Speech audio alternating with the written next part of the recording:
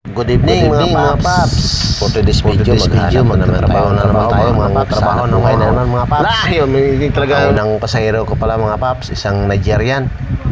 Breakfast ito mga paps. Binaybay ko yung mula Naik papuntang Tansa mga paps, 20 minutes bago ako nakarating sa pick up points mga paps.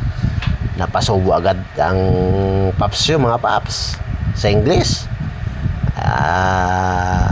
Kahit hindi nila maintindihan yung English ko at yung English nila hindi ko rin maintindihan mga paps.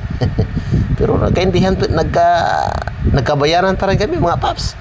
Unang pasahero ko binigyan ako ng 1,000 mga paps. Hindi ko alam kung ipumalit ako nito, pero dinaan namin sa gasoline station mga paps. Doon kami nagpapalit. Kinuha ko lang yung exact na binayad nila sa akin. Alam ko naman na hindi nila papagbigyan yung rider ito kahit ₱1 kukunin na rin nila, pero okay lang mga paps, at least na mabait naman sila mga paps. Ito mga paps, nagkarating na kami dito sa drop off sa General Trias. So swerte ngayon mga paps, swerte ngayon ang paps yun mga paps, dahil pagdating sa pick drop off may nakuha na naman ako ng another booking mga paps papuntang Tres Martires to mga paps, isang Pinoy, pero hindi ko na binidyo yun mga paps. Pagdating ko dun sa Tres Martires may nakuha ako isang Pinay na naman mga paps. Dito mga paps yan, siya ang nag-book pero ang tiyahin niyang sasakay. Nagpahinga pa ako dito mga paps kasi biglang umulan mga paps. Pinapasok ko dito ni ma'am sa kanyang tindahan dyan. Kung daw ito mga paps, vulcanizing shop.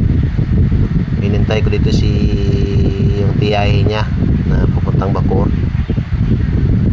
Sinabi ko sa kanya nag-vlog po ako, pumayag din naman siya. Pagdating dito sa Bacoor may nakuha na naman ako na isang kababayan natin papuntang Naik, Cavite mga paps. Kasi ma'am mali po yung pagkasuot yun ng kasi naipit yung mic ko, kaya ako na nagsuot ulit ng kuhan sa kanya ng helmet. Ako na nag-lock. Mabilis lang ito mga paps.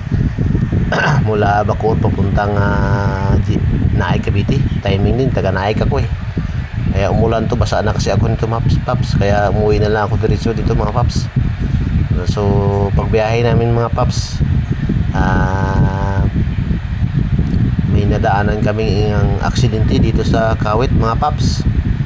Isang rider mga paps, malakas kasi ng ulan dito, kaya mag-iingat tayo lagi sa biyahe natin mga paps. Huwag tayo bara-bara sa biyahe kasi isa lang ang buhay natin mga paps. Ingat tayo lagi mga paps. Ito isang rider na nabukuan dito sa bandang Kawit ito mga paps. Hindi siya makatayo mga paps. Ingat tayo mga paps, please mga paps, pa-like and pa-subscribe and pa-share na rin ang mga video ko mga paps. God bless sa atin mga paps. Ingat lagi tayo mga paps. Ingat talaga, lalo pag umuulan. Dahan-dahan lang tayo sa pagmamaneho mga paps. God bless sa atin mga paps. I love you all. Thank you. Shwew!